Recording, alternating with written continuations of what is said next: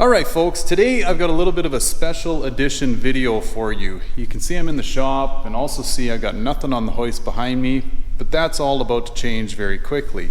I have a gentleman that's on his way to the shop right now, and he's bringing a very special Fox body, very, very special to him, and it actually has a very, very special story.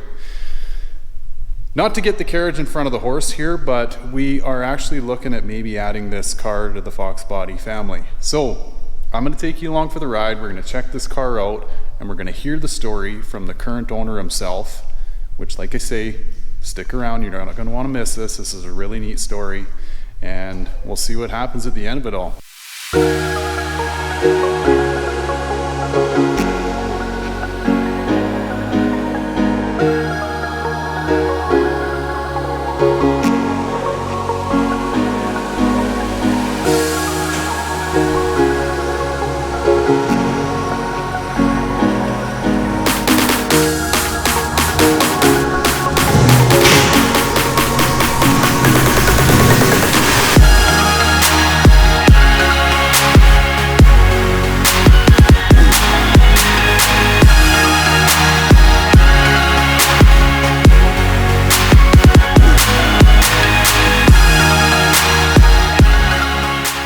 Okay, my friend, beautiful, beautiful 87. Yeah. So now, maybe back from the start, right? Owner number two? Yes. So if I backed up, when I first was looking for a Mustang, I went all over BC trying to look for a Toyota Celica. Oh yeah. Because I had a GTS 85, it was mint, and it got nailed by a drunk driver. No. He totaled my car. Oh. So I went all over the place trying to look for the GTS in the same shape as mine. I couldn't find it. Well, those are damn near as hard as Fox bodies to find nowadays. Yeah, I mean, I don't see them anymore. Yeah. Like, I just don't see them. Yeah. Like, none. Right. If I see one, it would be really rusty. I wouldn't even give it a second look. Yeah. But it was such a beautiful car. I had even a lot of compliments back in the day. Yeah. But that car was totaled, and I actually stumbled on this Mustang because I couldn't afford it. Right. Back in the day, Mustangs were going between 18 to 22,000 if it was a convertible. Yeah. And I just didn't have the money. I was just a young kid. I was 22, 23 years old. Yeah. And I saw this on the buy and sell, and it was listed for 14.2. Okay. And 14.2, I called him right away, and I says, I see your Mustang for sale, and I'd like to come take a look at it. And he says, yeah. So I went over there out in Burnaby, and I found out that he was the first owner. He bought the car. He was living at home, and he was working at Vancouver in the stockyards and the docks. The docks. Yeah. And he didn't have a job anymore, so he didn't have any more money. So he had to get rid of it, and it was garage kept. And so I says, let's go for a drive. And I said to him, he gave me the keys. I says, no, you drive it. I just you drive the car. Yeah. And what I was really doing is wondering how he was driving the car. Right. Because I know how guys drive 5 liters. They just, oh yeah, watch this. You know, they just total abuse the car. Yeah. I wanted to see the way he drove the car. Yeah. And so we were going around the block, and I says, yeah, give it. And he gave it a little bit, but he wouldn't give it like I'd give it. Yeah. He gave it a little bit. And I says, no, I want you to give it. Yeah. He says, well, I don't really drive like that. Bingo. Right. I love that. Yeah. That was the right answer. Yeah. Sold. So that was the first hurdle. Yeah. The second hurdle was I had to get money from the bank. Okay.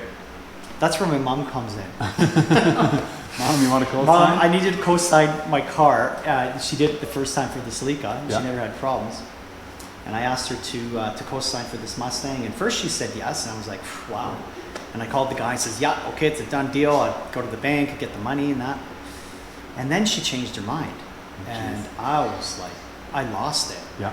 I'm a young kid, and I'm about to get a Mustang. And my mom's like, no, I'm not going to co-sign the car. And I was angry. I said, Mom, if I got to put you over my shoulder, I'm going to take you to the bank because you promised me that you were going to co-sign the car. Yeah. So she relented, and like for the rest of the afternoon, I was like walking on eggshells because she was giving me that attitude, like she doesn't really want to do that. And I didn't want her to change her mind, but she did it. Yep. And after she signed the papers, I promised my mom, I says, you'll never get a call from the bank. I promise you, you'll never get a call from the bank. Payments I'll will be pay made. those payments. Yep. Yeah. And so the price was 14.2. I talked them down to 13.8. Yeah. And I remember the first time I got into that seat and I was saying my goodbye and I put it in gear and I started going forward. It lifted from the back. Oh. I never had that feeling. Yeah. Because I all had 4 cylinders. Yeah. That's all I could afford. Yeah. That feeling was like, wow. Oh yeah. And it was like a Lamborghini. That car was just, it was the love of my life.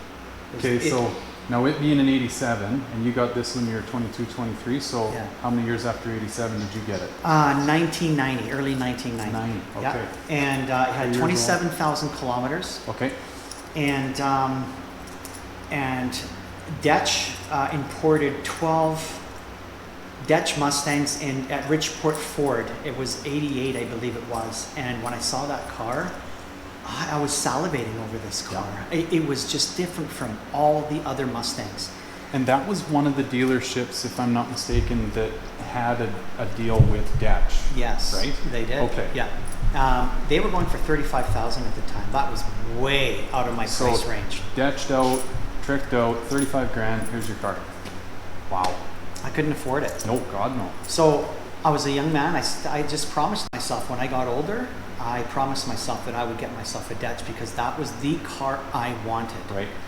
And a few years later, I contacted Derek. I found out his information and I had a conversation with him.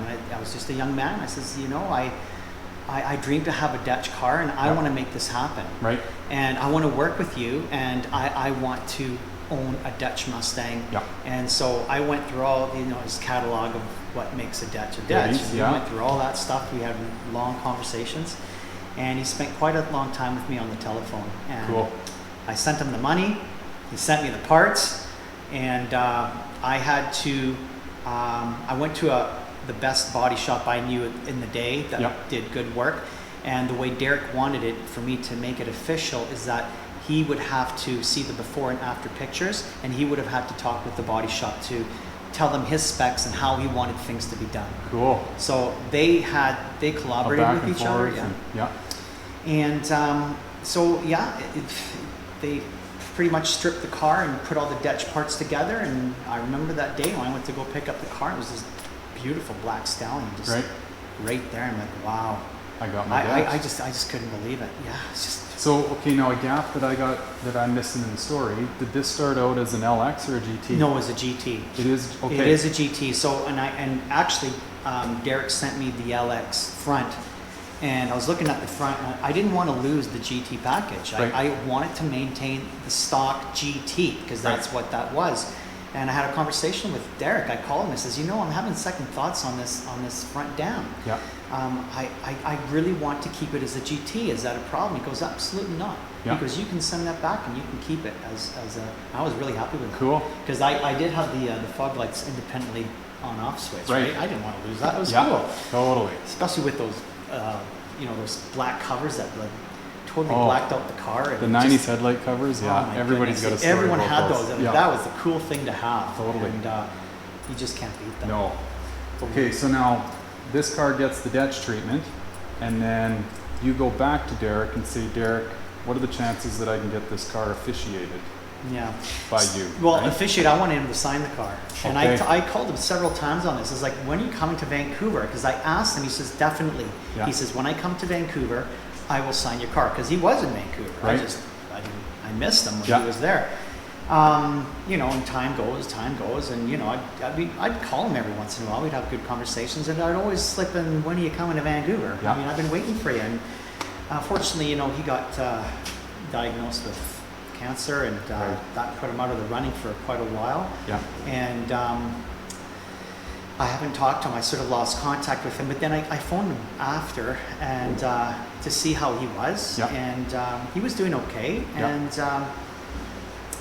And I just asked him, like, really, I really want to meet you. I want to shake your hand. I really would like for you to sign my car. And he says, Sean, I really promise you, when I come there, I will meet up with you and we'll go out for lunch and I'll sign your car. And I was like, because I really want that done. Yeah.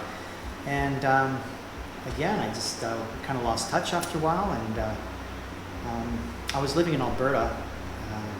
Was it last year? I phoned to say hello to Derek, to bug him again to maybe come to Alberta. Yeah. And his wife answered, and I says, yeah. I says, I'm calling for Derek. And he says, no. He's not around anymore. Derek passed. I just kneeled right then and there. I just... What a shame, hey? Yeah, one of the greatest. That really hurt. I just... he was a very intelligent man. He knew a lot of things. Yeah. And he taught me a lot of things, and about the DECH and the designing behind it all.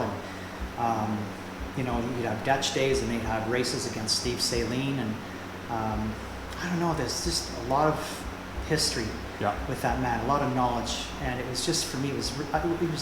I was heartbroken. Yeah. I was heartbroken when I heard that. I think a lot of people were.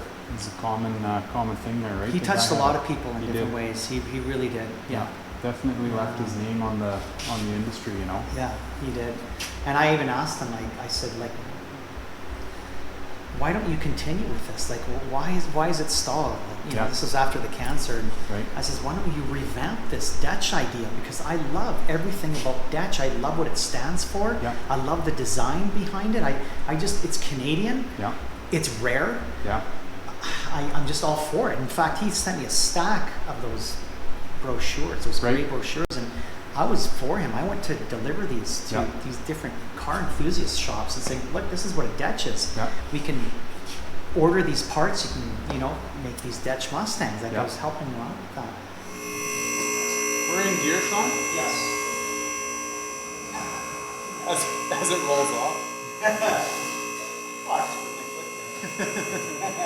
True story. I was in North Vancouver, and I'm driving down Lonsdale, and this guy on a bike, he's trying to keep up with me. I'm like, I'm just going, and he's like, he was yelling something. I thought maybe I cut him off, or he was really mad at me, and he was just really trying to catch up with the car. And I slowed down a little bit, and he came up to me, and he goes, "Is that a DECH?" and I go, "Yeah." And he goes, and he had DECH, a big tattoo, exactly the way it looked on his arm. He goes, "I love DECH." He goes, "I've never seen one like up close like this before." I'm like, "Oh my goodness, this guy's a true DECH fan." Yeah. If I was a millionaire, I'd buy him one.